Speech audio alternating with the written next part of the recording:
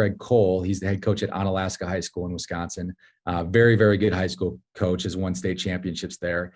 And was just convincing me like, hey, come and work for me for just go do a scout for me. Hey, come to practice. And I was kind of saying no.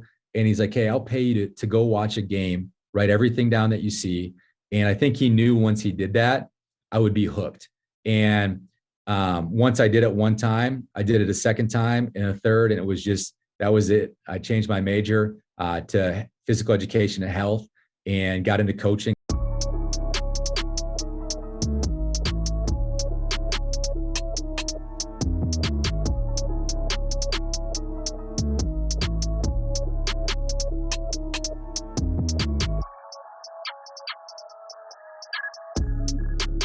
What's going on today? I'm the host, SchuZ, and joining me today is a coach that's been coaching since 2003. He is now returning to where he was an assistant coach for 4 years at South Dakota, and that's the new South Dakota head coach, Eric Peterson. Coach, appreciate you taking time to come on today. Zach, thanks for having me. Excited about this. Absolutely. Well, for starters, I just mentioned you're back home now. It's where you spent a great part of your career so far as a Division I coach. Now you're heading back as a head coach. You get the new role.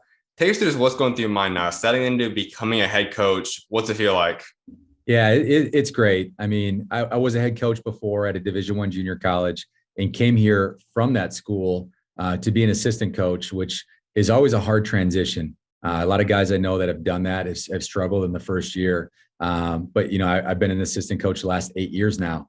Worked for a great guy named Craig Smith, who's at Utah right now. But you know, as an assistant, your role is much different.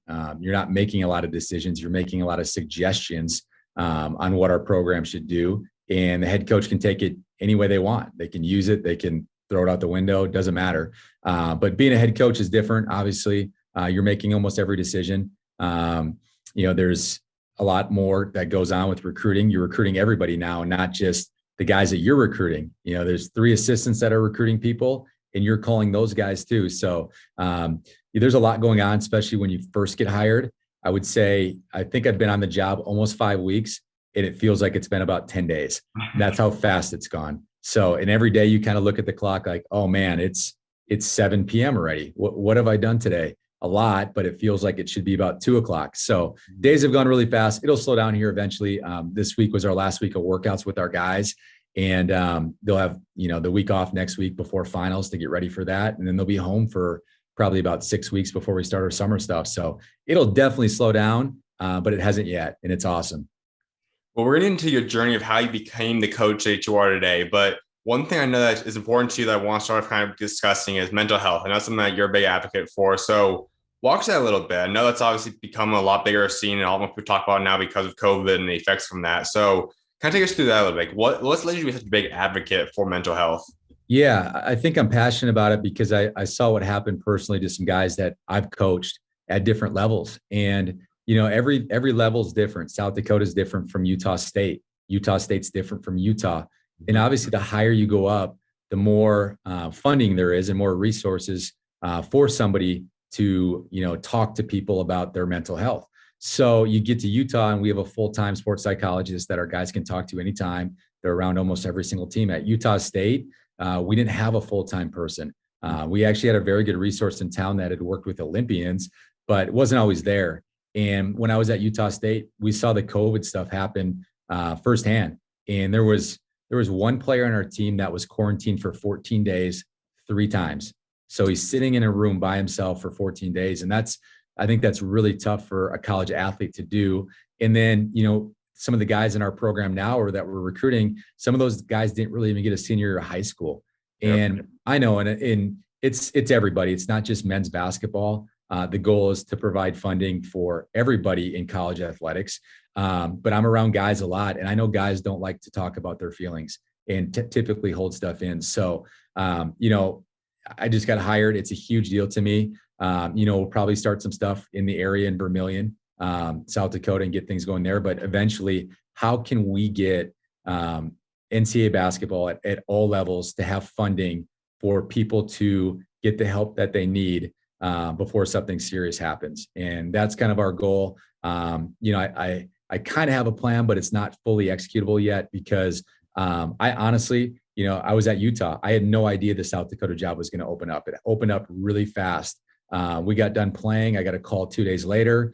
Next thing you know, by the following Monday, I'm basically hired and flying to Vermilion on Tuesday. So once things slow down here, that's a huge goal to try to get people on board in our community, but also get the Summit League coaches involved as well. And hopefully it can take off from there. But there's got to be a way that we can get funding to, especially low to mid majors that don't have those resources to hire somebody full time. I know the NCAA right now has a pool of money that can be used for student athlete funds. If somebody in your family passes away and you need to go home for it, you can apply for it. But I don't think there's anything specifically earmarked towards mental health, which, like I said, is a huge, huge goal of ours.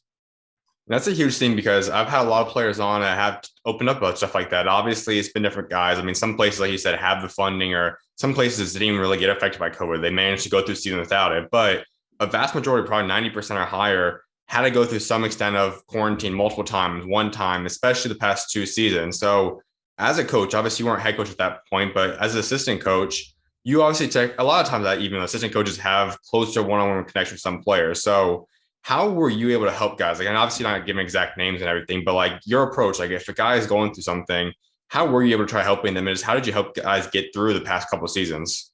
Yeah, I think it starts in the recruiting process, building relationships with them. There's a lot of coaches that recruit players, and then when they get to campus, what do?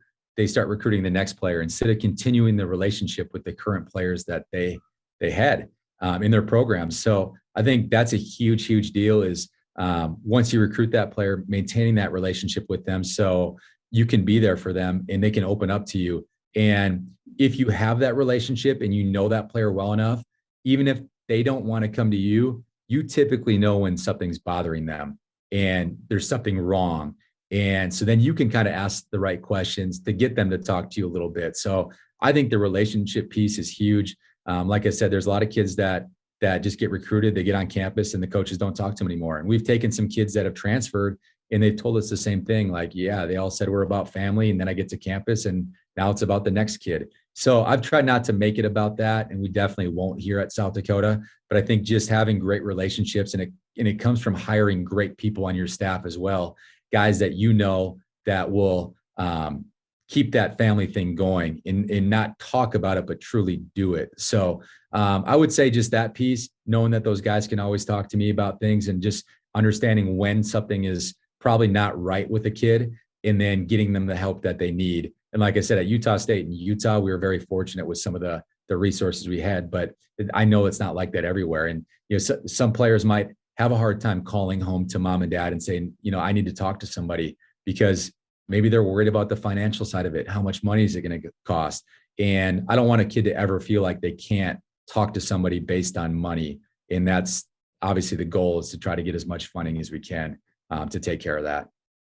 Absolutely. Well, we're going to get a lot more. We're talking about COVID too, because that has been a huge part of everyone's career the past couple of years. But like I said, I do want people to get to know your journey and how you become a head coach now at South Dakota. So for starters, growing up, was coaching something that you just had a passion for? Is that something you always wanted to do? Was it playing the game of basketball, or what kind of got you started into the overall game of basketball?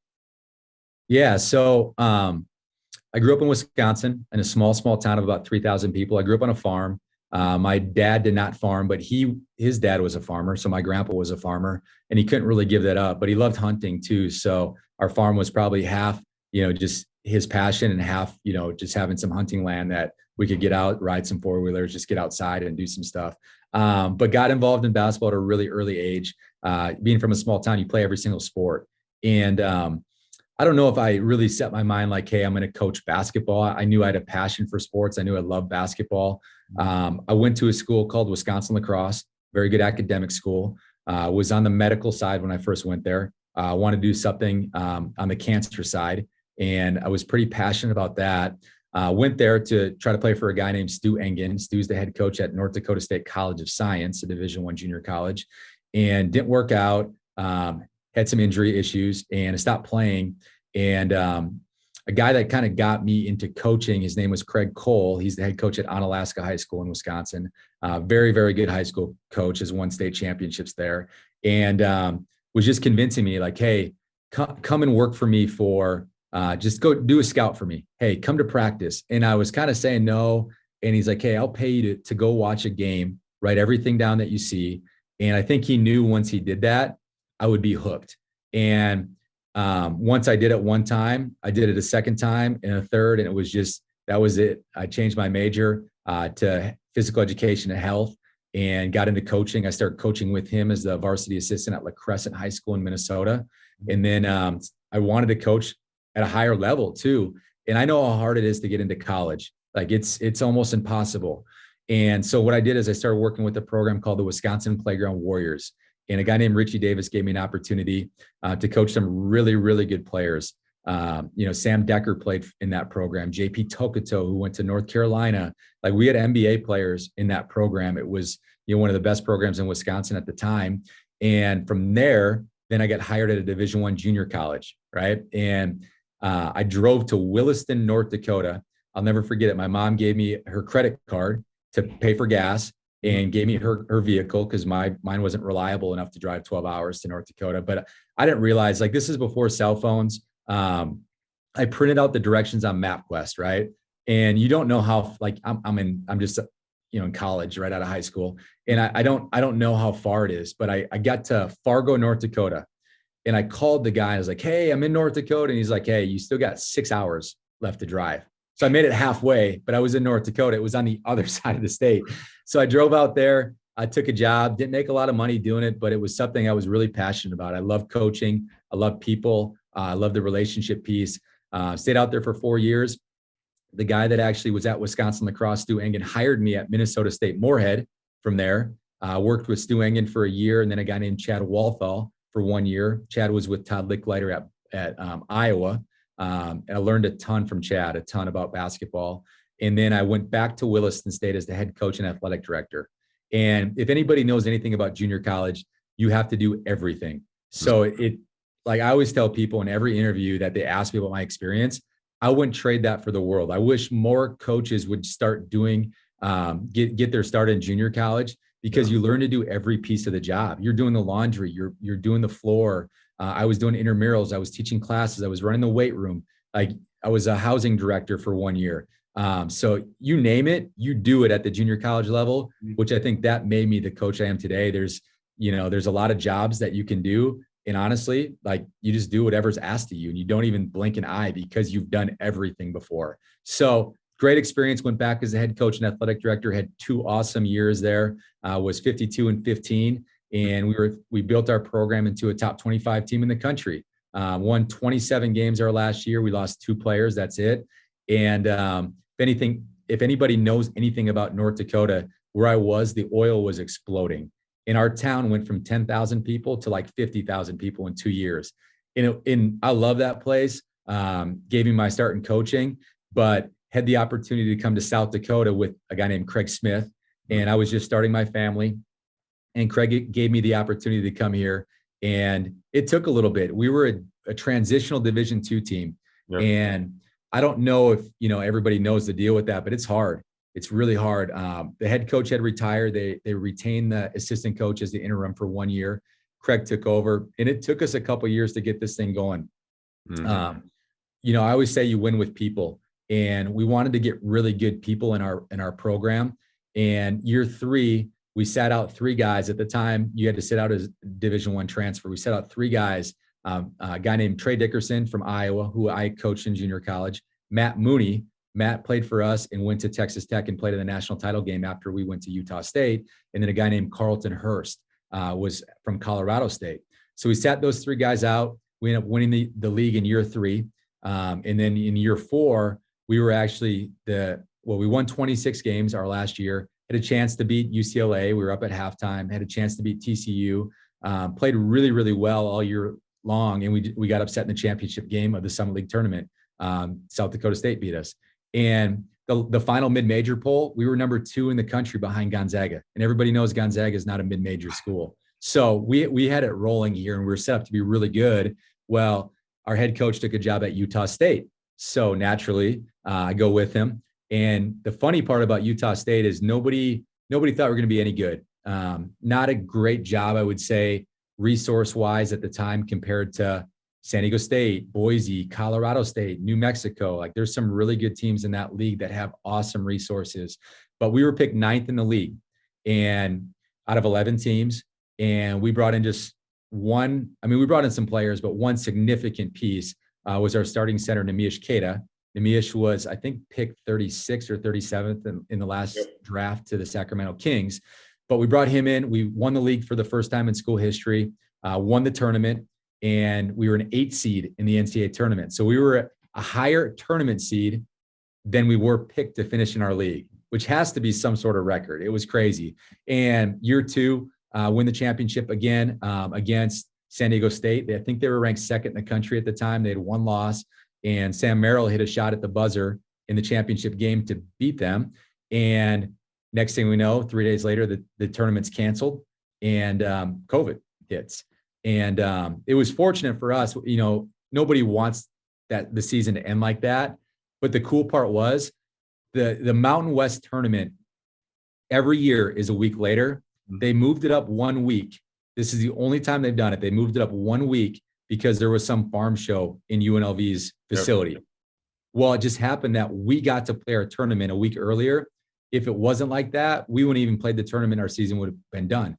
So I always tell people we were like the last team to win something in that year. So if you're looking for positives, that's a huge positive. Yep. And I know it's bad for our guys. Don't get to play in the NCAA tournament. At least we got to win something, which was special for that group. And then in year 3, we took 2nd, lost in the championship game to San Diego State, and made the NCAA tournament, played Texas Tech in the first round. From there, get hired at Utah. I was only at Utah for 1 year. And I tell people I would run to this job. I love this place. The only regret I had was I wasn't there long enough to help build that thing at Utah. 1 year is not enough time. And that's a really good job. Like, I think it's a top 25 job in the country, top 5 facility job in the country. Really, really good job. But we just weren't, I wasn't there long enough to see it through, which was the hard part. But I love this place. Been here for 4 years. My family's so excited to be back, and, been on the job for about 5 weeks, and you can't wait to get my family here and get our whole team here this summer and get going.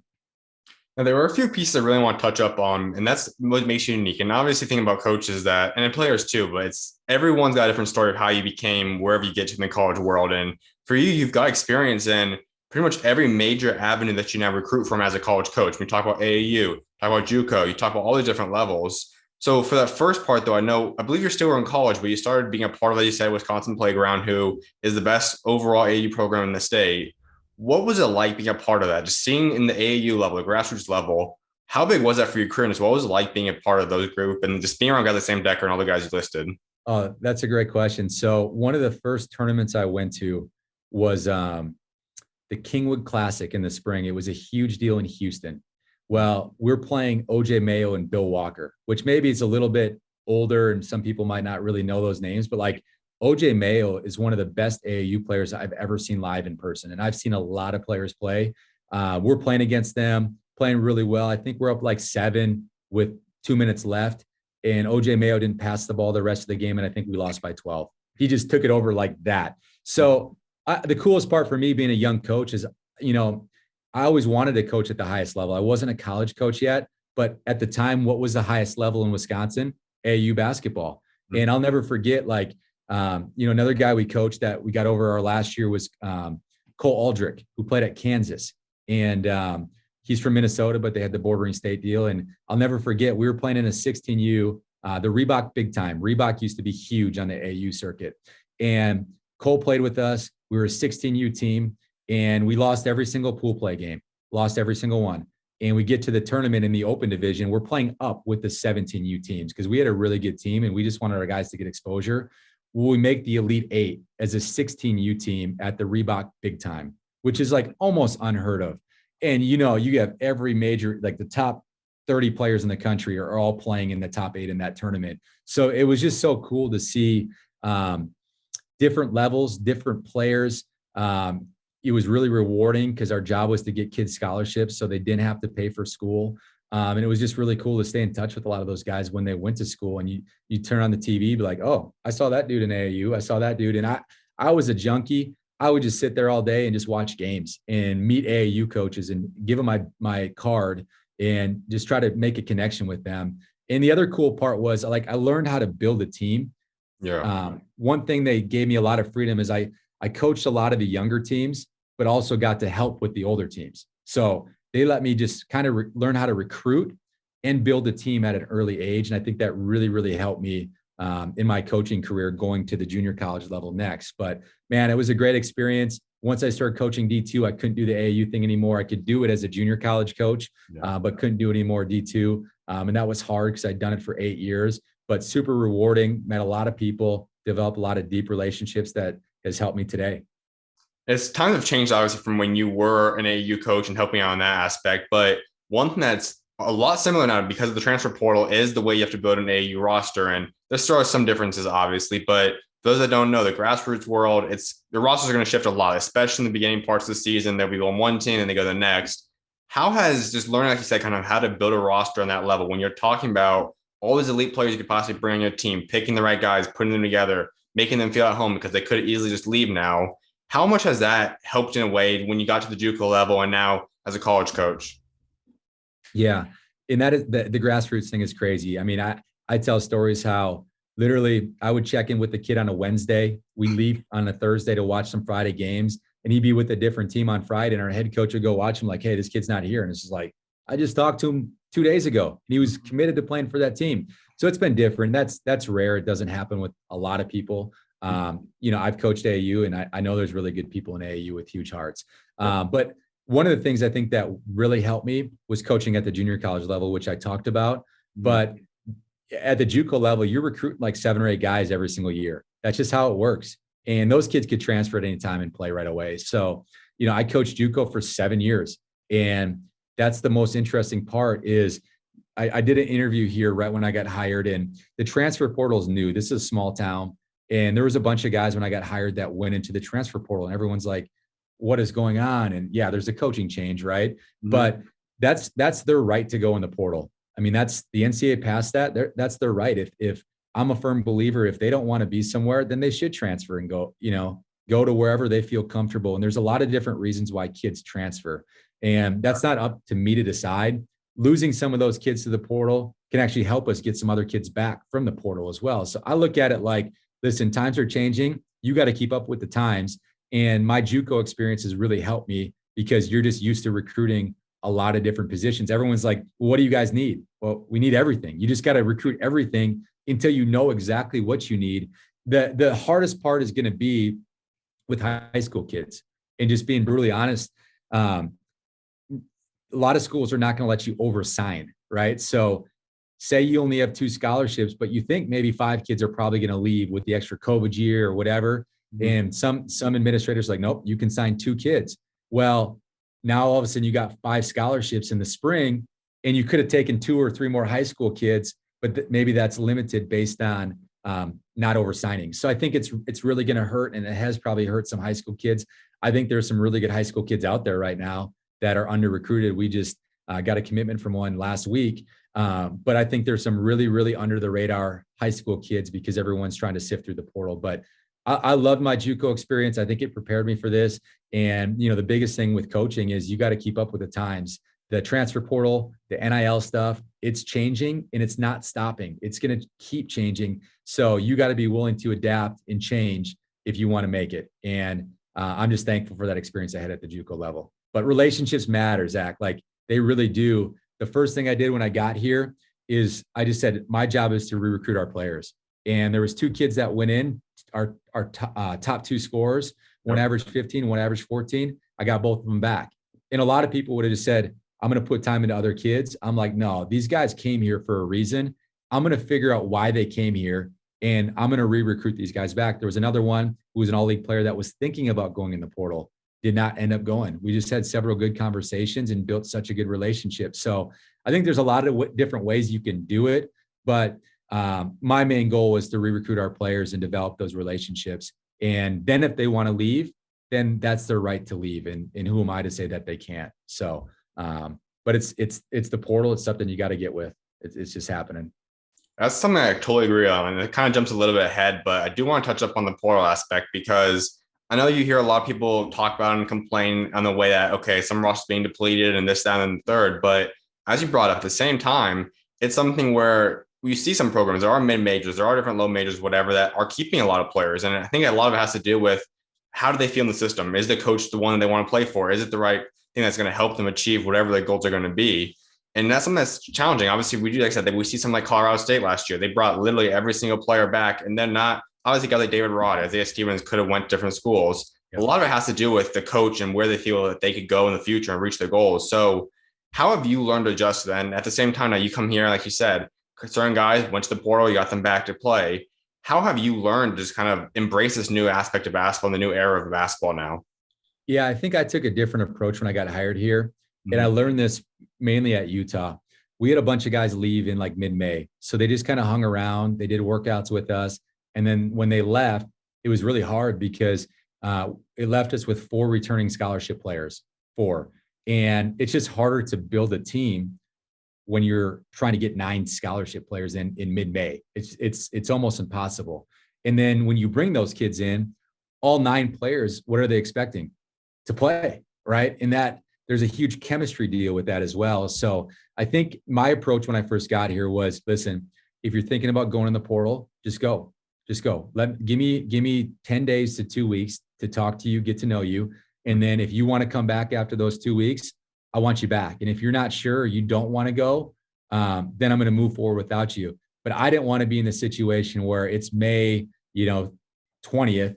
And now all of a sudden I'm trying to find 7 scholarship players and we start workouts June 13th. So I just took a little bit different approach there. It ended up working, got the 2 main guys back that were our 2 leading scorers. And one kid didn't go because he was just like, Coach, I mean, some guys like getting a degree matters, right? So a lot of these guys were 3 years in, and if they would have stayed 1 more year, they would have got their degree from South Dakota. One of the kids, Mason Archibald, I literally asked him, I said, what's your dream school? Because he was thinking about going to the portal and he ended up going in. And I'm like, what's your dream school? And he's like, South Dakota. And I was like, well, why do you want to leave? But this was our first conversation. So we didn't have a previous relationship. So I think that was a huge part for him, is getting to know me and how we were going to play. When you recruit players, not enough people ask the right things. Other than academics, the academic piece has to check out, but not enough people ask about style of play. Like, how are you guys going to play? And, some coaches might show a highlight video, but I'm going to show how we play. I'm going to show real stuff, real sets that we run for stuff at their position, some transition clips to show that we're going to play fast and free in transition. Maybe show them some numbers defensively, like at Utah State, all 3 years, I believe we were top 10 in the country in rebounding, top 10 in the country in defense, and top 10 in the country in assists. Well, that tells you a lot about our shell and what really matters to us as coaches. And that's why we were really good. We did those 3 things. So I think explaining a lot of stuff about, and actually explaining and showing them to say, hey, this is how we're going to play and this is why it fits you. You don't need to go to a Big 12 school or a ACC school or wherever you're thinking about transferring to. You're valued here. And that's what Colorado State did. I think they showed a lot of value in what they were doing. And if they kept those guys together, they'd have a really special year. So I'm glad we got our core back. I think we have a chance to be pretty good next year. We got to add a couple more pieces, but we're right there with the guys that we have already. Let's head back into your journey a little bit. And as I mentioned, the very beginning, part 2003, 2005-ish time, you were a Wisconsin player on elite, and you also had out and you're the high school coach too. But 2005, you start off, you get an opportunity at Williston State College. Take us that a little bit. Like, what led to that original opportunity to go and become an assistant coach at the JUCO level? Okay, so this is a funny story. So my best friend actually went out there. They offered him the job. And then Stu Engen, the guy that was at Wisconsin Lacrosse, actually offered him the GA job at Moorhead. So he went to Moorhead and he said, hey, I got a really good guy that would probably be even better than me in this position. This is who you need to hire. So he calls me. Same deal. I drove out there. I'll never forget. I was in a shirt and tie when I met him. And he looked at me and said, take your tie off. And I took the tie off. Took me to Applebee's. Got to know him a little bit. And it was a perfect fit. And honestly, everybody had told me I had made so many connections with the AAU stuff, but everybody told me how hard it was to get into college coaching. And one of the first guys to ever reach out to me was Jeff Rutter. Jeff is now, I think, an assistant at Western Michigan, but was at Miami of Ohio. He's been at Northern Iowa. He's been with McDermott at Iowa State. And Jeff, for whatever reason, was just super good to me as a young coach, just kind of mentored me, would always say hi to me, would always try to help me. And I just remember them saying, like, it's so hard to get into college coaching. So when that job opened up and I went out there, and we had a $7 million facility. It was awesome. We had a really good teams. We made it to Hutch our first year. So it was one of those deals where I knew I just needed to get in. I knew I was going to put the work in and bust my tail, but I just needed the opportunity for somebody to give me that chance to do it. And I'm just like, when I get it, I'm going to run with it. And so being there for 4 years, like I said, you do everything. Had some other job offers and just didn't find the right fit really. And really trusted Stu Engen, who was at Moorhead, ended up going there. And then getting back there was a huge deal for me because I did really like that place. Wanted to be a head coach. It was a great opportunity to learn and grow as a head coach. And, had a really good run there, to be honest with you. But I don't think, if I wasn't there as an assistant, I don't think I would have been as successful as a head coach. Same thing, fast forward to South Dakota. Everyone's like, why South Dakota? Well, we had a blueprint here on how to win, and it was set up to win every single year. So coming back, down the hall, like it's the same people, volleyball coach, our athletic director, our financial, everybody's the same. And it's a comfort thing. So instead of trying to navigate my way through the job, I'm just going to hit the ground running because I have that experience here already. So it's kind of the same deal. Was an assistant at Williston, head coach, left for a little bit, came back as head coach. Same deal. South Dakota, went to Utah State, and came back as the head coach. And I wouldn't trade. A lot of people in town are like, well, you left. And it's like, that was the best thing to ever happen to me. I got experience in the Mountain West, had a lot of success in that league, went to the Pac-12, played against Arizona this year, UCLA. So I got to do that, but I got to open so many more doors recruiting wise too, which I think has helped me become a better coach because of it. So I don't know, man. I firmly believe that everything happens how it's supposed to happen. And, everything along my path has prepared me to come back here as the head coach. If someone would have told you back when you just first got the assistant job at Williston State that you would become a head coach in 15, 16 years later, was that something that ever crossed your mind? Obviously, I have to imagine that probably was like a goal, like a dream job scenario. I can be a head coach of a Division I program, but as you talked about, it's not easy just to become a college coach, let alone Division I, let alone head coach at the Division I level. Was that something that you ever could have imagined? Did you think that was a reality for yourself that could happen eventually? I hoped it would. I just knew how hard it would be. I knew how hard it would be to even coach at the Division I level. Being a JUCO assistant, just talking to some of those guys. And honestly, there has to be a little luck involved. And I had known Craig Smith a little bit just because he was at Mayville State in North Dakota. And the guy that I worked for knew Craig very well. And so just having a little luck involved got me on staff with him. And Craig's an unbelievable coach, really, really big time X&O guy, really tough, hard-nosed, defensive-minded coach, big time relationship guy. I always tell people he never has a bad day.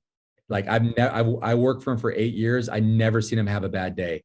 And if the head coach doesn't have a bad day, how are you supposed to have a bad day as an assistant coach? How are you supposed to have a bad day as a player? Like, it's really, really hard.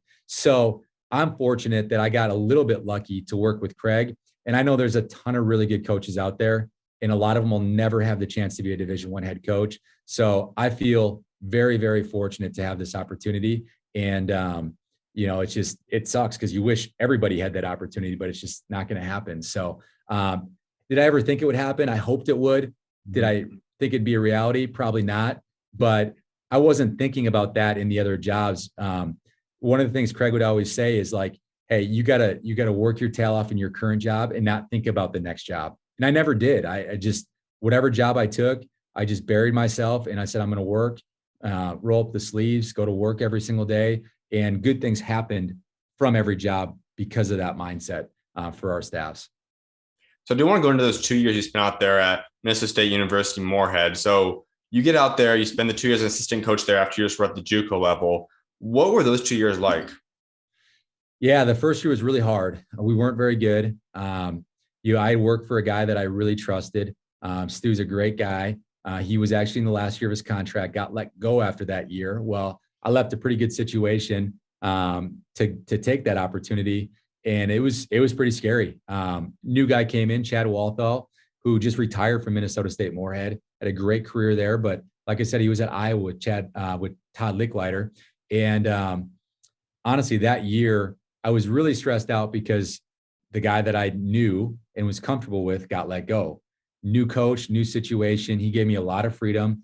And honestly, I learned probably more about basketball from Chad than I had probably, maybe the previous 3 or 4 years. And it's nothing against the other guys I work for. I learned a lot more about life and relationships and maybe defense or whatever from all those other guys. But Chad was just so good with his X's and O's. And I think it came from Licklider. And so I got a chance to learn a lot about basketball that year. We were in a rebuilding phase. We were a lot better. I left, went back to Williston, and they made the NCAA tournament, I think, for the first time in like 40 years. The year after I left in August. So it was cool to see. And then I actually hired one of those players as my assistant coach at the JUCO level when I got the head job. So pretty rewarding that way to hire him.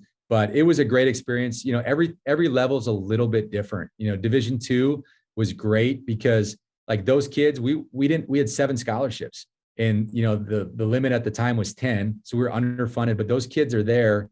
Some of them paying their own way to come, some of them on a $3,000 scholarship, but it didn't matter. Like they were showing up every single day and working their tails off. And, you can't make them be there during the summer. So the kids that did were really committed to playing basketball, got a job, and wanted to work out every day. So D2 at the time, and I haven't been there for a while, was all about life and the balance. That was their deal, to try to balance the life, because they know, like at the Division I level, it's a little bit different. Travel's different. Where you're traveling to is different. The amount of time you got to put in a Division I athlete is different. So that their mindset was a little different. It wasn't wrong by any means, but there's a lot of really good coaches in the Northern Sun Conference. And I learned a lot about basketball being there. So another experience I wouldn't trade for the world. Now, something I do want to really get into is talking about the JUCO landscape, because you brought up, and that's kind of helped make you into the coach that you are today. That's something I also love, having players that play at the JUCO level, because I feel like a lot of fan bases don't necessarily understand what JUCO is necessarily. They see that guys come from JUCO and they become these great players for the programs, but what kind of makes a player a coach from JUCO is not necessarily understood. And you kind of went into a little bit. It's not as easy as a normal school. You're going to have to go through, a lot of guys even say, get the dog mentality, both on the coaching and player aspect, because it is challenging. It's a 2-year timer for most players to get out to go to the next level. I want you to go a little bit deeper into that, though. When you're looking at the JUCO level, how much different is it than Division I, Division II? What's it like being a part of a JUCO program? Yeah, it's hard because I went from JUCO to D2. Well, that was the first time I coached 4-year guys. So when you go to that level, typically when you have juniors and seniors, they're much more mature, right? They've been away from home. There's not as much like busy work trying to keep guys organized. And I didn't really realize that until I went back to the JUCO level. So you're JUCO, D2, back to the JUCO level, and you're like, okay, I got to get my mind straight a little bit more. And it's not their fault, but they're all freshmen and sophomores again. So they need a lot of guidance. Just this is how it's going to be when you get to the 4-year level. So my job was to prepare those guys to play Division I, Division II, NAI, whatever level they were good enough. I wanted to try to get them a scholarship somewhere. So what do we need to do to teach them so when they go there, they don't fail?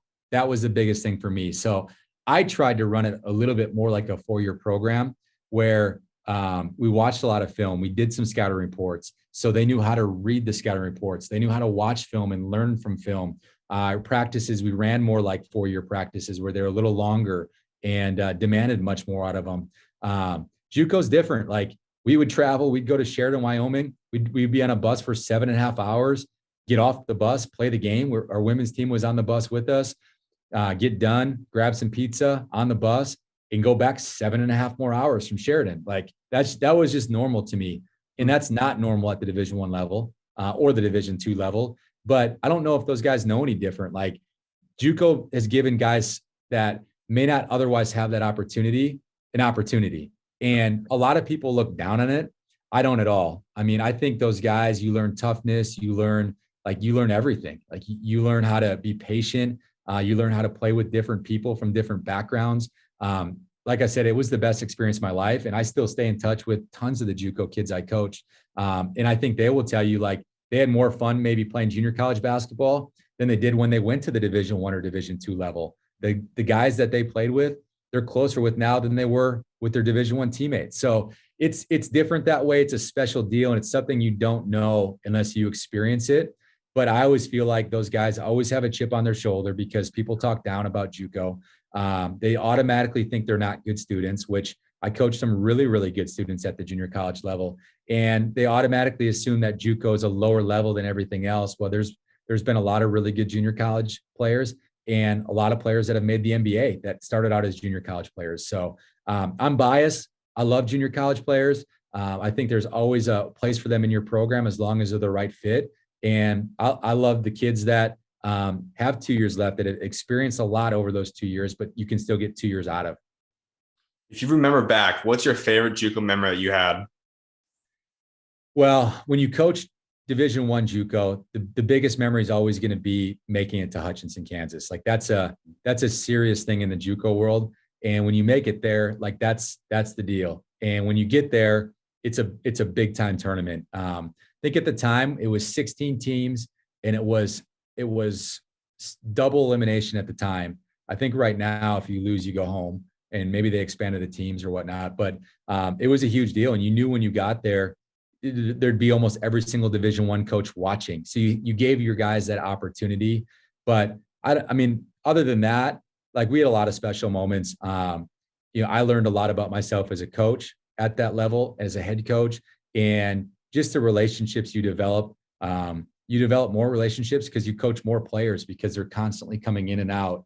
And I think you can really impact people's lives in junior college because you're teaching them how to be successful, but then you're providing them another opportunity to go get their degree, debt-free, essentially.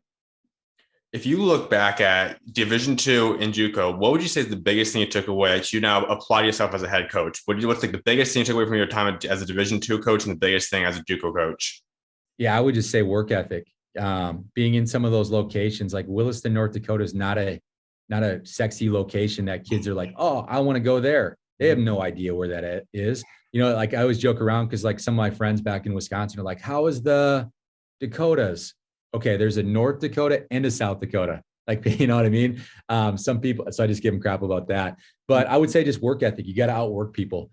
Anything in life is about developing relationships, and how do you develop relationships? You got to put the time in and outwork people. So I always said as a JUCO assistant, when I became a head coach, I was going to work like an assistant. Same thing. If I ever had the chance to be a Division I head coach, I was going to work like a Division I assistant. And I think that will reflect on your staff. And I'm not a guy that says you need to be in the office from 8 to 5. Like my assistants know that, but you can work from anywhere. You can take a call from anywhere. You can get on your laptop anywhere now. Like I think we figured that out with COVID. So I think just putting in the work and developing relationships, really good things are going to happen. So you get your very first Division I opportunity after having 2 successful years of the JUCO as a head coach. And as you said, that's when you met Craig Smith, you actually become the assistant coach then. How did that happen? Like what was the exact conversation or opportunity? How did you become assistant coach of South Dakota? Yeah. So Craig was recruiting our point guard at Williston, who was the number 1 JUCO point guard in the country.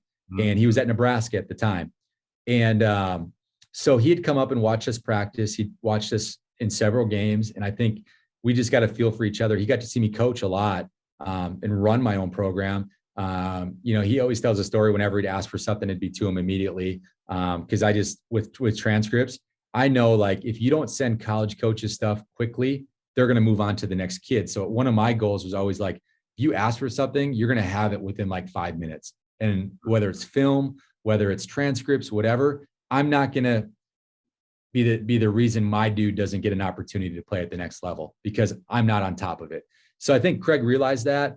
And then when he got the job at South Dakota, he had hit me up and just said, hey, do you have any interest? I said, definitely. Like I'm all about learning and growing as a coach.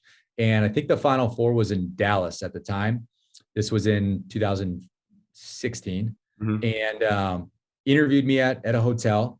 And, we went through a lot of different things. And I think I left like, I want this opportunity more than anything. I don't know if he felt like that, but I knew after meeting with him and talking with him about just everything, like this is a guy I really want to work for. Had 4 kids, was all about family, There's a lot of scary stuff about, going to work for a coach that you can't see your family. You're in the office till 10 o'clock at night.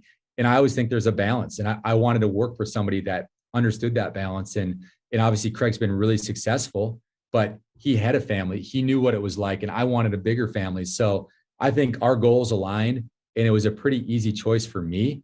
But it took a little bit. And I found that out in my hiring process. Like, you want to make sure you make the right hires, and all three of the hires have to match. I think when you want one guy, it has to match the next guy and the next guy.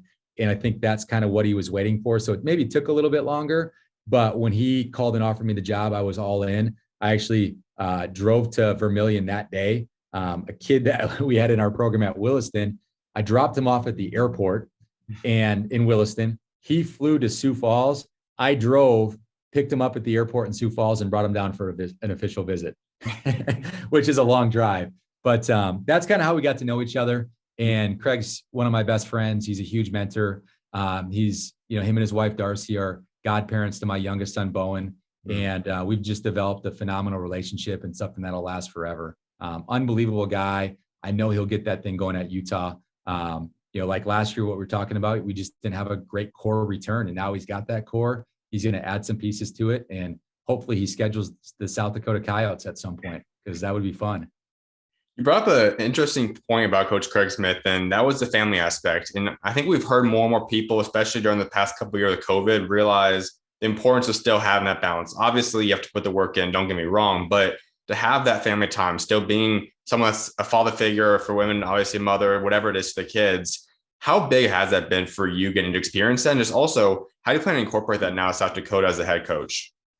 Yeah, I think balance is huge. I think there's a lot of guys that get burnt out and stop coaching that are really good coaches, that are really good people, that just don't have enough balance in their life. And like, my family is really important. I grew up in a small town in Wisconsin. My wife grew up on a farm in Missouri, right outside of St. Louis. So family's always been really, really important to us as well. And I knew I wanted to have a big family. I have a strong faith, and, I wanted to raise a family the right way in a good place. And South Dakota was a great place to raise a family. Utah was even a great place to raise a family, very religious state, lots of stuff for kids to do. But I think, just seeing Craig and what he emphasized, especially because some coaches might tell you that, but then I got to campus and it was just like, hey, I want you to get away. Go spend time with your family. If you want to go to your kid's soccer game at 3:00, go. I know when your kids go to bed, you're going to watch film until whatever time. Like, you're going to do your job, but like, I want you to be around your family as much as possible. So that was a huge deal. And honestly, being a head coach is different, but it allows me to make my own decisions too. And it allows me to be around my family, maybe even a little bit more. So Craig was awesome that way. I think there's not enough people like that out there that really, really deliver when they say that. And I think it's maybe hurting some young coaches that way, that want to start a family that maybe know they can't, because the person they work for is just driving them like crazy and running them into the ground. But balance is important. Being healthy, exercising. Got the Peloton during COVID. So that was a huge deal for us. But I think everything matters. And it comes back to what we talked about, Zach, with mental health, not just for our players, but it matters for coaches too. It matters for everybody. So, being around your family, being able to exercise and taking care of your body, all that stuff's really, really important to be able to coach for a long time. You mentioned earlier that the first couple of years out there was a rebuilding process, getting this thing going. And obviously it's evident. You guys had a little bit over 500. I think it was 17-16 record your first year out there. Then you guys go under 500 for your second year. Then they turn on your final couple of years there. But I want to really key in on those first 2 years. How were you guys able to go in there and build up this program into a job that was a lot more appealing now to a lot of people? It turned into a very successful program. How did you guys do that over those 2 years? How did you guys build that foundation? Yeah, I think we had a lot to sell, to be honest with you. We just built a brand new $70 million facility about 6 years ago here, and that was not built our first 2 years. If I'm looking this way from my office, there's a dome, and we played in a dome. So they put a floor right in the middle of the dome, put bleachers around it. Maybe it was a home court advantage. I don't know, because of the depth perception, but you got this huge dome and a small court right in the middle. We didn't have a practice facility. So there was a lot that we didn't have, but we knew what we were getting and we knew what we could sell to recruits. So our first year, we probably overachieved a little bit. We had a player that named Tyler Larson, who's overseas right now, but he played the 10th most minutes on our team the year before that we got here. And Tyler played whatever position we asked him to play. He ended up being the 4th leading scorer in the Summit League. He was 1st in rebounding and 1st in assists as a 6'4" guard. That's impressive. So I think, like, going back to recruiting in the transfer portal, I think a lot of it's finding the right style of play that fits you and you would thrive. And Tyler really thrived under our style of play. Now, what happened the second year is we redshirted 3 Division I transfers. So we essentially were playing, I think at the time, with 9 scholarship players. So we knew we maybe would take a step back to take a giant step forward. And that's what ended up happening. Skill development's a huge deal in our program. It's another thing people talk about a ton, but don't do. And developing players is really important. There's a lot of guys we took and they're like, why would you take that kid? Who, like, no one else is recruiting him, whatever. And then when we were good, everyone's like, where'd you get that kid? And it's like, no, we just got our butts in the gym and worked with these dudes. Like Neemias Queta at Utah State. Neemias didn't have one other scholarship offer at a high school. There was teams that knew about him and just didn't believe in him. And we took a chance on him at Utah State. Neemias, he was freshman of the year in the league. He was defensive player of the year in the league as a freshman. He was 2nd team all league, and he went to the NBA combine in year 1. He ended up staying for 3 years. It was an NBA draft pick. Sam Merrill, same way. The staff before us at Utah State ran a ton of sets, and we played more free. Well, Sam went from averaging whatever a game to averaging 20 a game 2 years in a row and being back-to-back Mountain West Player of the Year. So I think style of play was really important, and also skill development is really important. And I think with those 3 guys sitting out at South Dakota, they had a chance to get better every single day. So in year 3, when we opened up the new facility, which we knew we were opening up, we had a chance to be really good, and we ended up being really good. That's something that makes you unique. And a lot of time when we talk about the best recruiters in the country, whether it be assistant or head coaches, you have to look at the backstory of where they came from. And that is usually at a smaller school, rather it be a low, mid-major, JUCO, whatever. And that's because you go to a program, you might have to build it up. And you're not just going to go get your top prospects in the country right away, no matter where you're at. You have to build up and find the guys that are underrated, guys that aren't getting recruited, and locate them, identify them, bring them onto your team, develop them. How did you do that? How have you been able to go locate and find these guys like a Matt Mooney, like these different guys that were just solidish players, but you turn them into great players? Find a guy like Queta, who wasn't obviously a ranked player, wasn't a well-regarded player, turn them into an NBA prospect. How do you find and identify these players that aren't guys that are being heavily recruited by other programs? Yeah, I would say, one of the things Craig would always say is we just got to turn over every rock. And that comes back to the work ethic piece. You got to be willing to work. And there's a lot of coaches that get to this level and worked really hard to get here, and then they stop doing what they did to get here, and they don't work as hard because they made it, right? And that's one thing. Craig came from a smaller school. He was at Mayville State. He always tells a story where I think they won 1 game the year before he got there, and I think in year 3 they made the national title game, NAI D2. So I mean, when you're at that level, you're not getting the top players. You got to go try to turn over every single rock to try, just to evaluate everybody and see if people are missing. Now recruiting, they make it so easy because everyone just looks at the rankings. Okay.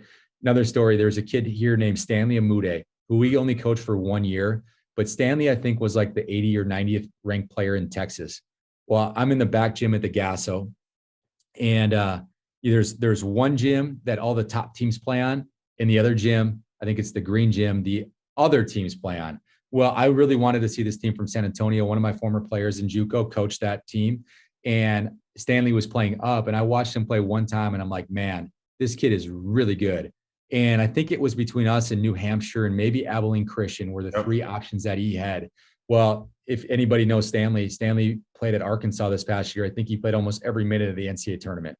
Was really good. 6'7", was player of the year in the Summit League, but we didn't have a lot of competition to even get that kid. But like, most coaches aren't strong enough to say, I'm going to go watch the next level Raiders play in the next gym, because they're going to watch the top teams in Texas play in the other gym and go after the same kids everybody else is going after. So in Neemias, just building connections really helps. And a lot of people, I had some connections to Europe, but when I got hired, I reached out to a lot of people over there and I said, who are like 5 guys on your board? Give me like 3 players that you think people are missing out on. And there was one guy in every single person's list, and it was Neemias Queta. So get in touch with Neemias, and he wasn't sold on it because he thought he should have been playing at a Big 12 school or an ACC school, but those schools didn't come knocking. And we had another Portuguese player in our program named Diogo Brito. And Diogo, I think it really helped having Diogo there to kind of mentor him. But so it's finding those players, working hard to find them, but also the skill development piece is huge to develop those players as well. And Nimi just took off with the skill development piece and just became a junkie. So.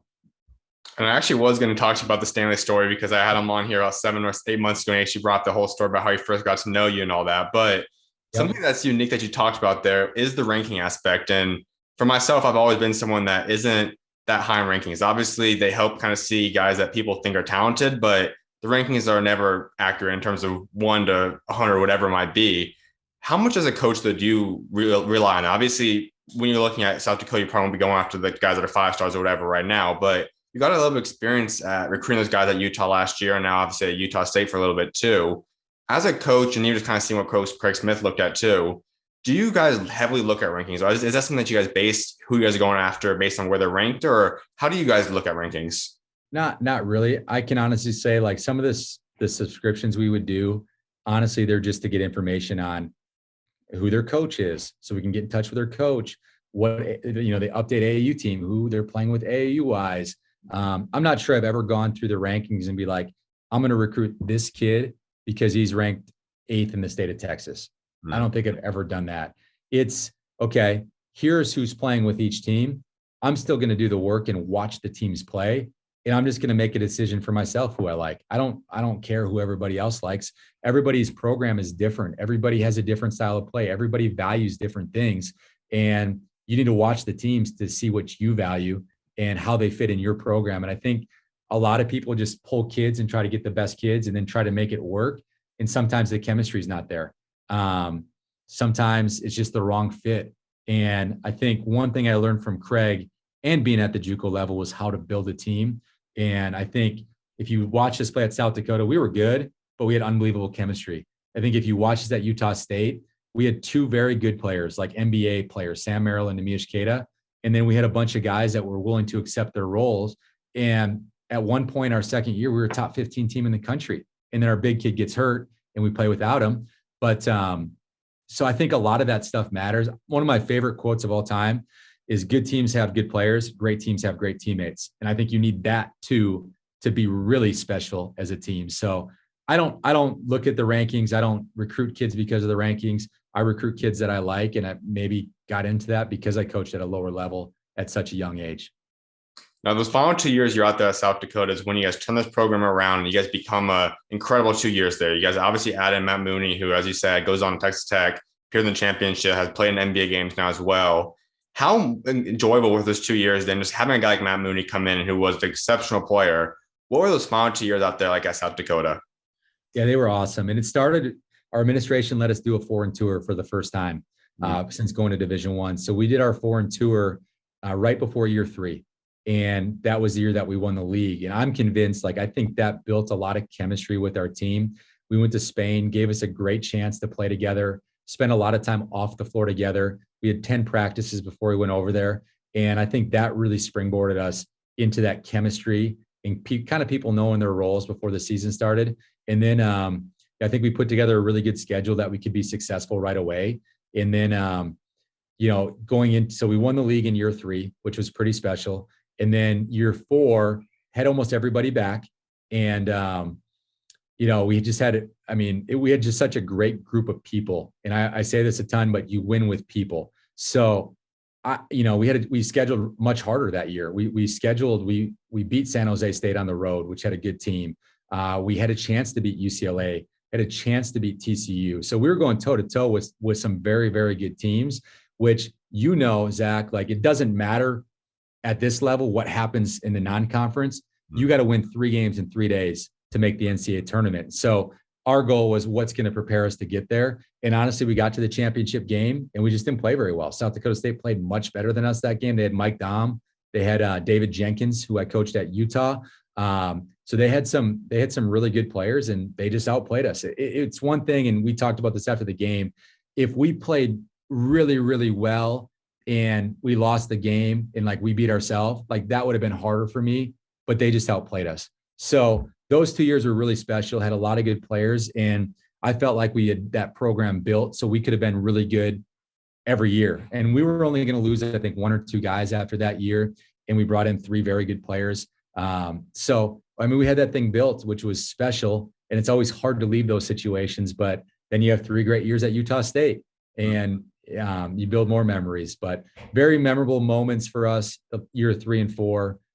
Met a lot of great people along the way and wouldn't trade it for the world. And it's a huge reason why I'm back here because I know we can do it again. So following that year, because of all the success, Coach Smith takes the job out there at Utah State. You follow out there with him. How did that unfold for you? Like, what brought you out there to Utah State then? Well, I needed a job, number one. No, just the relationship with Coach Smith. Honestly, I'd been to Utah maybe once. I went to a recruiting event out there, knew nothing about the state of Utah. Love the mountains. You know, our family, when we go on vacations, we never go to like the beach. We always go to like the western part of, Montana or, South Dakota for all the tourism stuff, the Black Hills. So I love the mountains. I love the outdoors. That's not why I took the job. I needed a job. I trusted Craig, and it was a little scary. You go to a town, Logan, Utah is an hour and a half north of Salt Lake City, and you don't know anybody. None of our staff was from Utah. None of our staff was from the West Coast. But there's coaching, right? There's a way you win. There's a way you develop players. There's a way you build your schedule. When you combine everything, you got a chance to be really successful. And it's not just one piece or the other. It's trying to get everything together and on the same page. And it happened a lot quicker than we thought it would. I mean, we wanted it to happen quick, but we didn't know it would happen that quickly because it was a rebuilding phase. So what brought me out there, number one, Craig Smith was my boss, and I really believed in him. And what we did at South Dakota was super special. And I knew we could do it again. I really did. And number two, just having the opportunity to coach at a higher level. When you're a coach, you want to coach at the highest level that you can as an assistant coach, or when you're assistant coach, now you want to be a head coach. So just that competitiveness, knowing how well the Mountain West had done in the previous years, how special that league was, and just getting different experience and growing as a coach. That's the reason why I came to South Dakota the first time, because I wanted to be better. I wanted to learn new things. And I always say this, being at Utah really opened my eyes. And there's really good coaches in the Pac-12. Don't get me wrong. Mm-hmm. But when you get to that level, it's not so much about coaching and X's and O's. It's players. Like, you have to have really good players, where the Mountain West, there's some phenomenal coaches. Nico at Colorado State, really good coach. Jeff Linder at Wyoming, phenomenal coach. Leon at Boise, Dutch at San Diego State. You could go on and on. Like, there's some really, really good coach. Justin Hudson's a really good coach at Fresno State. So I always felt like those scouting reports that I did in the Mountain West were way harder than anything I did in the Pac-12.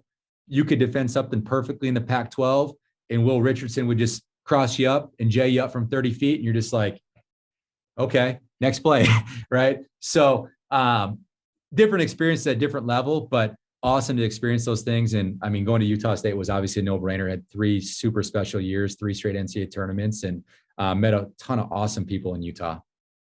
There's something unique about NBA players, and obviously Neemias Queta and Sam aren't identical in terms of the way they play the game, but the one that is typically identical between all guys that play in the NBA is the mentality. They know there's a certain level of work ethic, there's a certain just way they care about themselves. I want you to go a little bit deeper. I mean, obviously Matt Mooney in the same way as well, but what is different about this type of guys? Those guys that aren't just star players in college, guys that can play in the NBA, get drafted. What makes them unique? What is it about those guys that just day-to-day life, like what makes them an NBA player? Yeah, they just think differently. Honestly, it's hard to explain exactly what it is. I'll start with Mooney. Mooney was obsessed with working out. I mean, he'd practice. He'd come at night and get shots up or do something. Matt was like really into like different gadget things, contraptions or whatever, but he'd always like be thinking of something new and how he could get better. Then he'd come in the next morning before practice. Sam Merrill. Sam would show up an hour early every day to practice. Okay. He'd shoot for half an hour. He'd go eat, grab something quick in the locker room. And then he was in the film room 20 minutes before practice. And so like when I would have the scout, Sam would be in there. Sam had already watched like 5 games of the previous team. He found him on YouTube, watched him, and he just talked to me about the scout. Sam is by far the smartest player I've ever coached. Like not even comparable. Off the charts IQ wise. And, we'd be on the floor doing scouting report stuff and doing walkthrough. And, I'd be running the deal. And Sam would be like, Coach, what if we defend it like this on this set and take this away? And I'd kind of like think about it and I'd be like, that's a great idea. And I'd coached college basketball. This will be my 18th year coaching college basketball. And junior in college is thinking about things that I didn't think about, which is super special. And it was the right thing too. But some coaches are so set on their ways that they're not going to listen to a player tell them what to do. And like, that's where when you recruit guys with high IQs and that know how to play, like generally you're on the same page with stuff. So Sam would do that all the time in scouting reports. He'd talk about the team before film. He was such a professional at everything he did. There was nothing off the court. Academics he took care of. He took care of his body. When we got to Utah State, he was actually 18% body fat. And we kind of just sat down with him like, Sam, what do you want to do? I want to be a pro. Okay. This is what it's going to take to be a pro with your health and your body. And immediately he changed it. And honestly, he didn't practice a lot the year before we got there. I don't know how many practices he missed in the 2 years that we were there. So everything he did, he treated like he was a pro. And that helps you when you get to that level. Neemias Queta, he was a little bit different, like had a chance to be really good. And we knew it. We didn't know when he would be good, but just didn't know a lot of things. Like I would always text him. I'll never forget, the first month I was on the job, like we cut practice every day. We'd cut workouts. Hey, Neemi, you going to come in and watch film? Yeah, coach, I'll be in. But didn't know he was supposed to come in, right? Didn't know he could contact our managers or whoever to get extra shots at night. He didn't know. But once he knew, he became addicted. He'd text me, hey, coach, let's watch film today. Like, Neemi, we didn't practice yesterday. What are we watching film on? Hey, can you pull these things for me? Hey, coach, like, let's get in the gym 30 minutes before practice today and work on this. Got you. So he became a pro, but he didn't know what it took. But he got addicted to the process of becoming a pro. So those guys are just built differently. They really are. And some players just do enough to get by. The special ones are the ones that think deeper and want more and want more. And it's almost annoying as a coach, but you love it as a coach. You know what I mean? It's like, Neemi, I don't have anything else for you. Like, we can't work out 4 hours a day. That's not good for you during the season. Like, we gotta, like, after the season, yeah, we'll fix this stuff, but we can't do it right now. So all those guys just had a different mindset and think differently. And it's funny, like a lot of people don't know this, but when the NBA is thinking about taking a player, they have like 3 or 4 people in their program.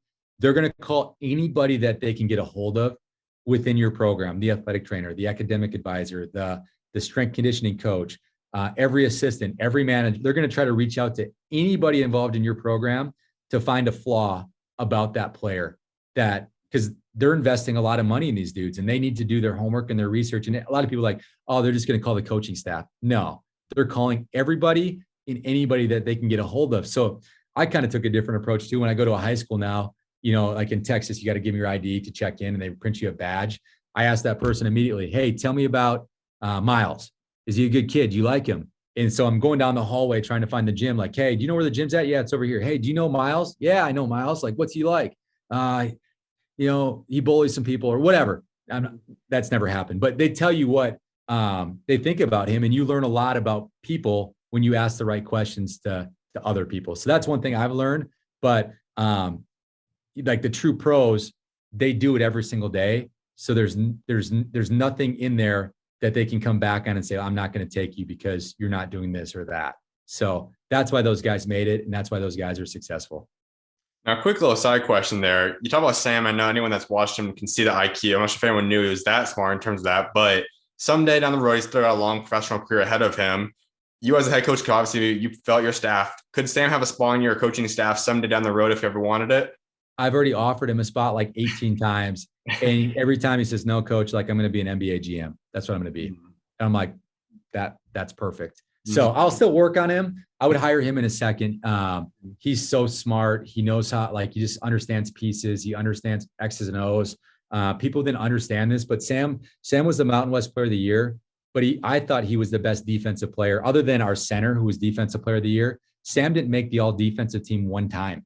And he guarded the other team's best player every single game and shut down guys most games, but he never got credit for his defense. Everybody just saw his offense. So he gets on, his last year, he was he was media player of the year, but he didn't get Malachi Flynn got player of the year in the league because they won the league. Yeah. And the only thing Sam was upset about was that he wasn't on the all defensive team. And that says a lot about that kid. So I will try to hire him till the day I die. He's going to tell me no till the day I die, but I'm going to keep asking that question. Now, I do want to fast forward. Then you guys get to that point, like you mentioned, where you guys reach the pinnacle of the Mountain West. You guys win the championship, would have been going to the tournament once again, had COVID not come into play. But you reached that point where you guys took a program that was in the Mountain West, obviously a decent program, but you guys reached the pinnacle, which is not easy because the Mountain West does not get enough respect, in my opinion. I think it is a high major program. It's one of the top power programs in the country. You guys reached the pinnacle. You guys become champions of that. What was that like, just know that you guys reached that point? Yeah. When you take over a program, that's your goal. I didn't realize it was going to happen so quickly. Yeah. We had the right people return in our program and we added the right pieces, but it's a grind. Like the Mountain West is a grind. Playing at San Diego State is hard. Playing at Wyoming is really hard. I think it's 7,400 feet of elevation. And at Logan, we were like 4,000, but our guys, like you'd see it in their face. It was just pure red and you knew they were gassed and you'd have to get them out early and put them back in. But they would tell you Wyoming's the hardest place to play, no matter what. Going to Boise State, New Mexico, the pit, really hard place to play. I think we beat them at the buzzer our first year there, which obviously helped us win the league. So like there's some really hard places to play. So when you win that league, you're like, man, especially at a place like Utah State, the first year we won the league, we didn't charter one trip. We had chartered a flight at South Dakota. At Utah State, we didn't charter one trip. We were getting up, we were taking 5:30 a.m. flights home. Playing a Saturday, we'd fly out at 5:30, 6 a.m. on a Sunday. Well, you know what time you got to wake up super early. And you know what time you went to bed, if they went to bed, after midnight. So I don't think people realize that with Utah State is when you win, more resources come. So you win a little bit. Second year, more chartered flights, which helps us. And you kind of grow that program. But I thought it was really cool just because the fan base there was awesome. One of the hardest places to play because of the crowd. The student section is one of the best in the country. Those are some of my favorite memories. In winning the league in year one, we beat Nevada, who I think was 12th in the country at home. And the students rushed the floor and just being able to celebrate that with the students and the fans. Like, because when we first got there, I think that place sat about 10,200 people. And, the first couple of games, there's probably 3,000 people there. Well, we win some games. Now there's 5. Now there's 7. Next, by almost every league game is sold out. And you got to do your part. And a lot of people don't understand that. You got to do your part to get them in the stands and play a good brand of basketball. But if they come right away, that really helps you win games. So it's you're kind of in between a little bit. So, but the most fun was just because of the fans, because of the students. They were so passionate about it. And there's just really good people in that community. And we had great kids too. But unbelievable feeling. 3 awesome years there, 3 years that I wouldn't trade for anything. Now, the last thing I want to touch up before we get into Utah is that you guys got the opportunity to go into the bubble tournament, which hopefully will be the only time it's ever going to occur. But what was that experience like going into this big bubble where the protocols I know were super intense in the bubble out there, but just going out there, what was that experience like? Super weird. I wish it was different for our guys. Mm-hmm. Making the NCAA tournament in year one, it was a different feeling than actually getting to play in it in year 3. Year 2 got canceled, obviously. So we were in Las Vegas and we had made the championship game and lost a really close game to San Diego State. And we kind of knew that we were in. We knew if we made the championship, we're probably in, but it wasn't for sure. And so we're at the South Point Hotel, which we were assigned to our first year, and we won the league. So we just stayed there the next 2 years because we won the league again in year 2 and won the championship in year 2. So we're at the South Point in a ballroom, and we kind of have our selection Sunday in there. And it's weird because all the seats are 6 feet apart. Everyone's got their masks on, and your name's called, and now you're getting on a plane to go to Indianapolis, right? So the first time we flew out, all of our families were on the plane, boosters, anybody we could fit on the plane was coming with us. We went to Columbus our first time, and then we get on the plane. It's just us. We land. We go to there's like a Marriott, but all the Marriotts in downtown Indy are connected, right? Mm-hmm. So they take you. We get in super late. They take you to your room, and they're serving like every meal that they just knock on your door and put the meal outside your door. So there's not much interaction with the team at all outside of practice, right? So all the practice courts are inside the convention center. Our meeting room, there's somebody that would come and walk our team to the meeting rooms, so you're not like bypassing people. And there was a little bit of that, but not much. And it was quite the operation. I don't know who planned that thing out, but it had to have a lot of planning going on in that thing because you're COVID testing every single morning. That was the bad part. And honestly, that was the bad part about the Mountain West tournament is like, okay, so we play in the semifinal game. We get back to our hotel. Our game didn't start in the semifinal game against Colorado State until after 9:00 Las Vegas time, which is after 10:00 our time. We probably get back to the hotel at 1:00. Well, we got to be at the gym again at 6:30 or 7 a.m. the next morning to COVID test for the championship game at 2:00. So like if you watch the championship game, our guys were gassed. Like we didn't have anything left in the tank. But so like the bubble, the same deal. You got to get up in the morning in COVID test so you get your results back so you can go to practice. And that was tough. So like get up, now you're back in your room. And you know how those rooms are. It's just a bed and you try to open up the windows, but you can't go outside. So, I mean, it was difficult. It wasn't like the true NCAA experience. One of the cool parts that we got to play at Indiana's facility, which is very historic. It was weird that there wasn't a full house. I mean, that wasn't like the true experience, but I'm just happy our guys got to play in it. They didn't get to play in it the year before that we qualified. But just a really, really different experience. And it was weird coming back and watching the games on TV, then knowing what that experience was like being in the bubble.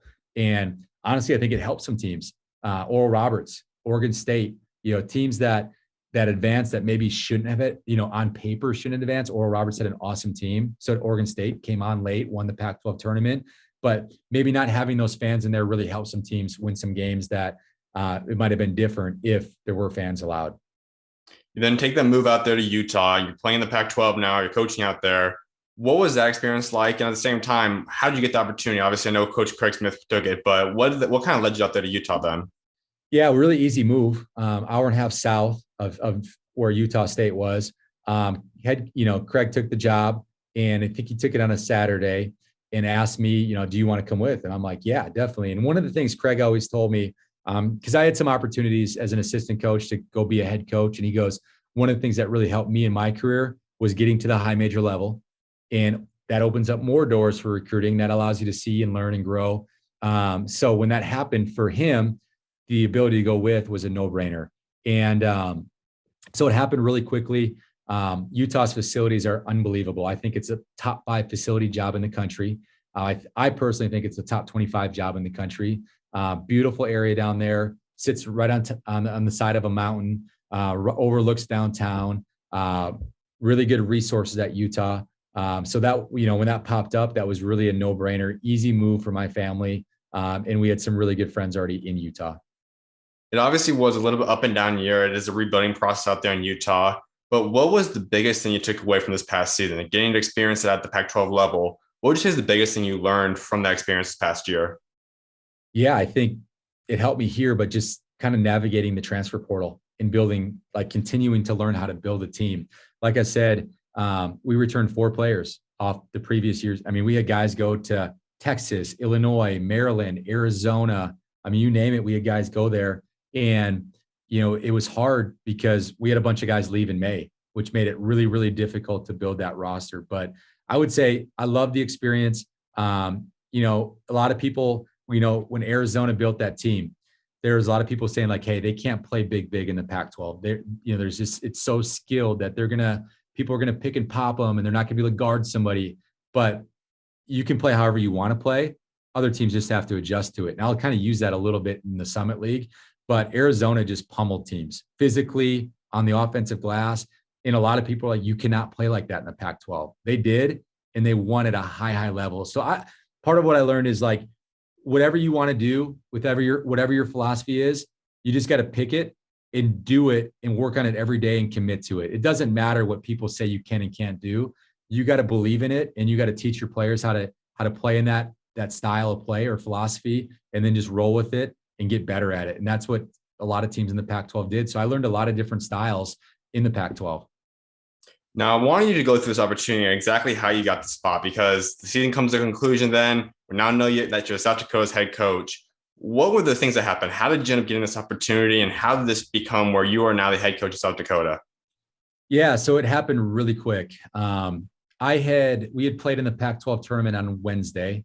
We were in Las Vegas and we had lost. We played in the last game, and I got back to the hotel, I think at like 1 o'clock in the morning. And I was actually going to stay in Las Vegas for 2 days and scout for the next year and try to pick up some new stuff. Mm-hmm. And also, there's a ton of agents there that are trying to sign your guys. So I was going to meet with some of those guys just to get to know them a little bit better, so I could help our guys with that decision process when they would go pro. Mm-hmm. And so I'd planned on staying there for 2 days. I think I was there the second day, which was a Friday, like late afternoon. The AD at South Dakota had called me and just said, "Hey, the job opened up," which I was running around like crazy. And I know some people had texted me about it, but I didn't really. I mean, I was working for the University of Utah, mm-hmm. And so AD called me and said, "Would you have interest?" I'm like, "Definitely." And he's like, "Hey, I want to get on a call with you tomorrow." And I'm like, "Well, I'm going to the grind session tomorrow in Phoenix." And he's like, "That's all right. Just tell me when you have a break and we'll connect." So it was really weird. There was a team that didn't show up, that didn't get there with their flight. I don't know if they had COVID problems, but there was like a 2-hour break in that tournament, the grind session tournament. And so I got on the phone or a Zoom call with the president, and they're just like, "Hey, we know everything about you. I've been here for 4 years." And our president wasn't here as the president prior, but she was the CFO of the school. And she took over probably about a month after we left. So we had known each other and, known each other's families and whatnot, but not like that. You know what I mean? So, but I knew she was really good. I knew our AD, he was the same AD that was here the first time, was really, really good. So when I got on the call with both of them at the same time, it was like, hey, we're all on the same page. They wanted to know like, hey, what do we have to do to make the job better so we can make the NCAA tournament every year, or we at least have that chance to make it every single year. And they almost wanted to lean on my experience at Utah State and at Utah to make this program better. So they'd offered me the job, I think that Sunday, but didn't have any details about anything, how many years, anything like that. So it took probably until like later in the day on Monday to get all those details from them. And once I took it, they're like, "A plane will be there tomorrow to pick you up." And I'm like, wow, okay. So it went from losing in the Pac-12 tournament on Wednesday, flying to South Dakota on a Tuesday, meeting with our players, and then having a press conference on Wednesday. So really, really fast. And I would say the first 3 days, I mean, I had to get a different phone because my phone stopped working. I had an old phone, like I don't know what it was, but it didn't have enough memory to handle all the text messages and phone calls that I was getting, obviously. And so if you're a young coach out there and you get a head job, make sure you call me before it happens, and I'll try to coach you through, and don't make the same mistakes I did. So, but it was a really quick process. Honestly, I think they wanted to get somebody in here quickly with the transfer portal stuff. Their kids were on spring break, so when they came back from spring break, they'd have somebody to meet with and get started with right away. When you were coming in here now and you look at the foundation of this roster, and obviously you mentioned earlier, you had some guys go into the portal, you gave them the opportunity. What was your pitch to them though? Because they came back now and you obviously have landed these core group. The whole core is pretty much back from last year. So a lot of the core is back. He has also added a couple of guys I'll talk about in a second from the portal. But how did you just approach this? What were your goals when you got here in terms of building this roster? And just what did you want to get done when you officially settled down and said, okay, I need to build this roster now? Yeah. So, when you get the job, I think the first thing to do is you got to re-recruit your players, obviously, but you have to watch them play. And so I watched probably 10 games.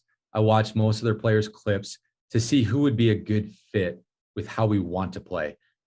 It doesn't do you any good trying to get kids back and wasting time into that if they don't fit your plan moving forward. So I think a lot of it was watching a ton of film to get reacclimated a little bit with the Summit League, because the Mountain West is different. The Pac-12 is different. The Summit League, when I was here the first time, was consistently one of the best three-point shooting leagues in the country every single year. So there's a lot of skill in the Summit League.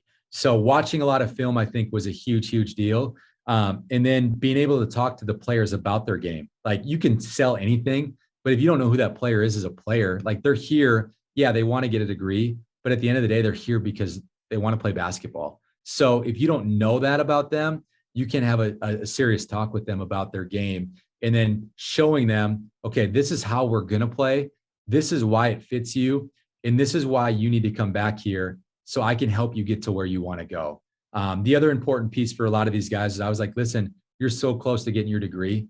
Like, just finish up here and get your degree. And if you want help after that, I'll help you. But you guys started something here. Why wouldn't you finish what you started here? So I think that's a huge deal. And then just building that relationship. Like, there was a lot of kids that didn't know like the relationship piece. And I'm very outgoing. I love talking to players. I love having players over at our house and meet my family. And I think that's different for some people. So I think for a second, they were kind of like, is this real? Like, is this the real deal? Like, is he serious, or is it kind of an act to try to get me to stay? And I think the longer that they were around me, they realized like, okay, like, we have a relationship now, and I generally care about what you want to do, and not just here, but your family, how we can help you when you're done playing here, how we can help you get your degree. I think all those pieces have to come together. And then I tell the story about Utah State. We kept that core group together, added a couple pieces, and made the NCAA tournament like that.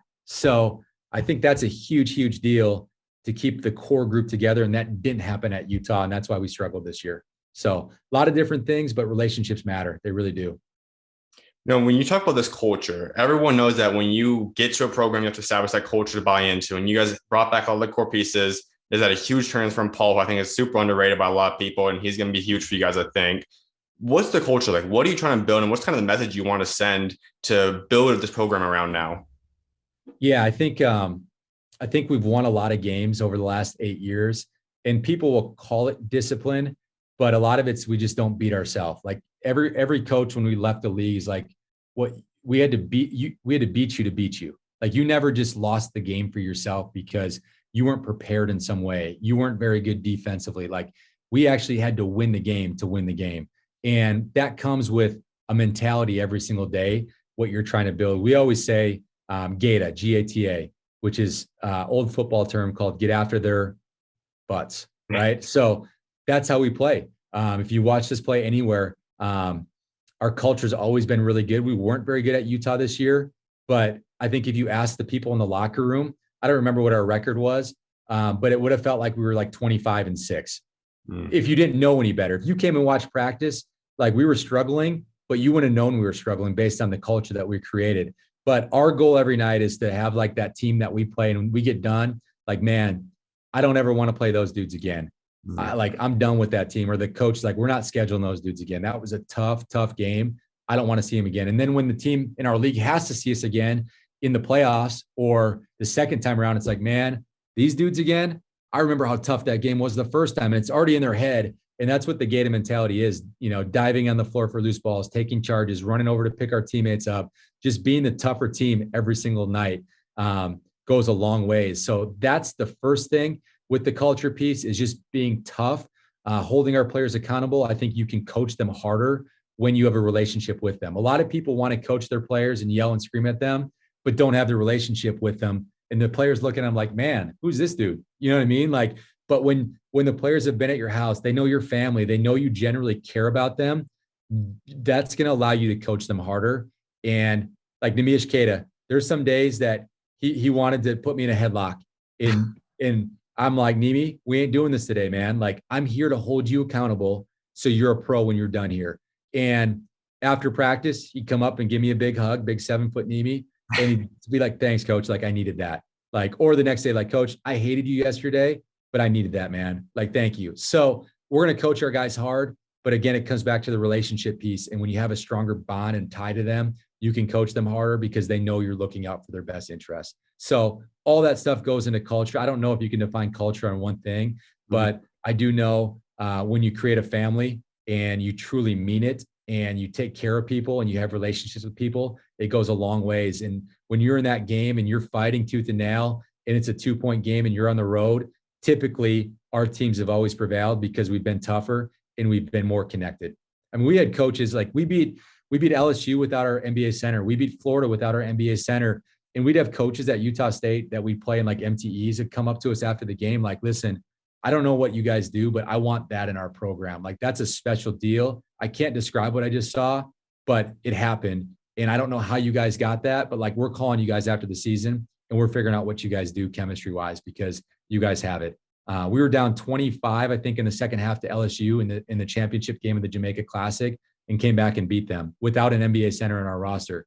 And it was a special deal, but like our guys literally thought we were going to win the game the whole time. They never thought like this game is over and just kept fighting and fighting and fighting. And we beat them. So that's the mentality we're trying to create here at South Dakota. Same that we had at Utah State, same that we had at Utah in South Dakota the first time. When you do eventually leave coaching or leave South Dakota, whatever that might be for yourself, what is this you want to be remembered for? What do you want to be remembered for what you accomplished throughout your coaching career and your South Dakota career? Yeah, it's crazy because I just got here, so I haven't even thought about leaving, but I get the question. I think relationships, I keep talking about that, but it's crazy how many guys that I coach here have reached out to me like, Coach, I'm so glad that you're the coach there. They had a lot of options to pick from, but I'm so happy for you. I want those guys that I coach here to stay in touch with me forever. However I can help them. Like I got junior college players hitting me up still that I coached a long time ago. Or, like when I went back to clean out my office at Utah, those guys are coming up to me and giving me a hug. When players tell you they love you, like it's a special thing. And when I was young, I really didn't understand that quite as much. Like the feelings and the emotions aren't like there when you're super young. I think when you have kids, that changes. And you don't have kids, I assume, but like it's a different feeling when you have kids and you have a family. And that changed with me. So, I mean, obviously, sharing those feelings with your players when you leave. As a coach, I'd want them to think like, okay, this is a tough-nosed team that played the right way, that was fun to watch, that moved the ball, that were unselfish, that every night we went into a game, we knew what we were going to get out of that team. Now, it doesn't mean you're going to win every game, but you knew that you could count on these guys to play defense and play the right way and be great teammates. And, I think the other piece, which we talked about, was how can I use my platform as a head coach to change college basketball? And that's the mental health piece. Like, I don't want to take a head job and not have that opportunity to change somebody's life. If it's one person's life, that's big time, man. So, I mean, I think the mental health piece at South Dakota is a huge, huge deal. How do we get other coaches in the Summit League on board? How do we start branching out to the entire NCAA? So every kid that plays, not just basketball, plays any sport at a lower level, knows that they're always going to have somebody to call and count on with the mental health piece. So basketball is important. Life is way more important than anything that we can ever accomplish on the floor. So you, as a coach, you always want to do things like that. And you always want to prepare your guys for life. I always say, like, when I break the huddle, the only thing I say is compete all the time. And I feel like if you compete at life, if you compete in the classroom, if you compete socially, you're teaching your guys to be competitive and be successful in anything they do. So I think there's a lot of things that I'd hope I'd be remembered for when I'm done coaching, but the relationships with the players and changing people's lives is number one by far. Absolutely. Well, Coach, my final question I've got for you today: give fans in the country in general your three biggest goals that you have set for your South Dakota career. Oh, for the career. Okay.